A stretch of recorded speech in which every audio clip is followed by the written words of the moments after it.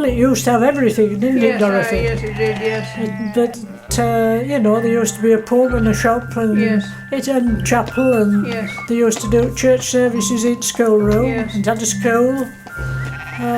There's nothing now. No.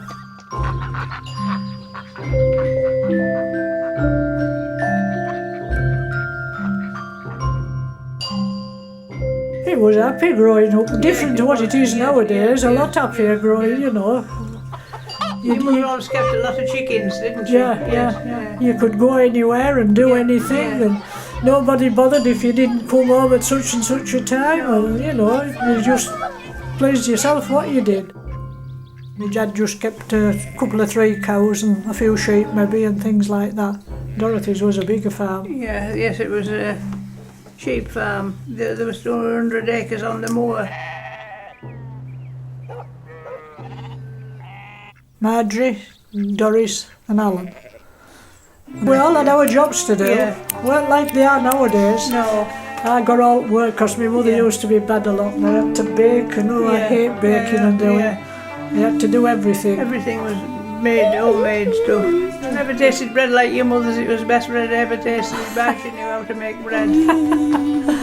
Well, they had to bake in them days because you know, you had to either bake or do without. Yeah. My mother used to have baking days for bread. She used to bake brown bread and white bread and tea cakes. And then another day for baking all cakes and pies. Apple pies and stuff. Yeah. You would have a big pantry and big shelves and they'd be full of pies. Yes, aye. And cheeses. Because she used to make all sorts of different pies. Well, they used to like to come to our house and we used to like to go to their house. And we all used to go down to Harrogate to play cricket. And you know, when a game of cricket you play away, and if we were a bit late home, my mother used to say, "Where have you been till now? You know, up there, get a wash and up them stairs and to bed." We never got any supper. No. We were up them stairs and to bed for stopping late.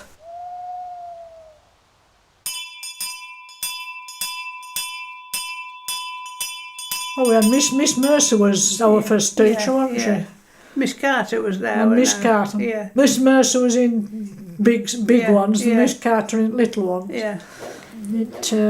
But Miss Mercer, she was very strict. Yeah.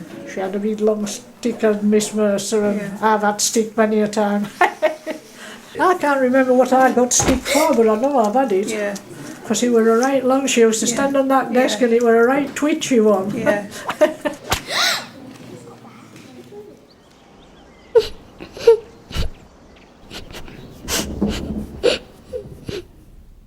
I can remember sitting in back bedroom windows and watching bombing out Middlesbrough and out that side. We were supposed to be in bed and we used to take blackout down and sit and watch them bombing all out two side and out there. Didn't trouble us because we were miles away from it. We never thought it would be a near unders, you know, when he dropped them at Massam.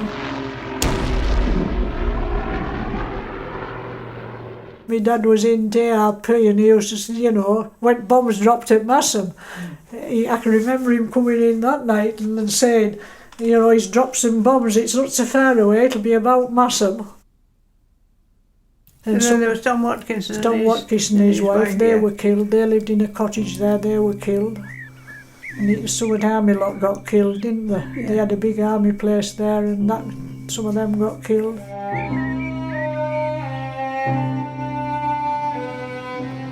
The U-boat was sunk off the Azores from an aircraft carrier. 40 men went down and 13 survived. My husband was a prisoner for war. He was a U-boat survivor and we were married for 57 years. From 1943 to 1946 he was in America. One country wasn't supposed to give prisoners away to another country, but they did, because he said when they set off from the other side of America they came through the Panama Canal and they were supposed to be going home to Hamburg, but there were some professional sailors on the ship and they said, "We're not going to Hamburg, we're sailing far too far north." because of the stars. And they landed at Liverpool. And then they got on a train and some came to Sheffield and then they came on to Ripon because there was an empty camp at Ripon and hundreds of them worked on the farms.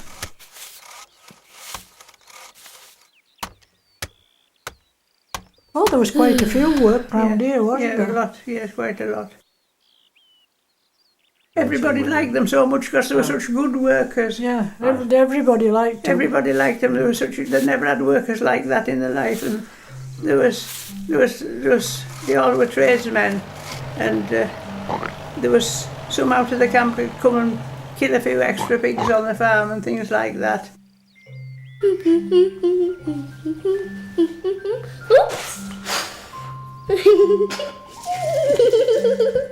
Well, he came to live in the house, you see, so you went out as often as you could.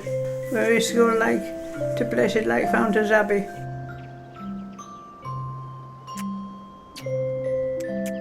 But it was hard getting off from the farms because they always thought you should be working, you see. My dad said that we'd rather you had an Englishman, and I said, well, that's what Queen Victoria said. And that's the same thing, and so he had to put up with it. Mixley Church, May the 7th, 1949. I was Dorothy's bridesmaid, one of Dorothy's bridesmaids. We had the reception in the village school.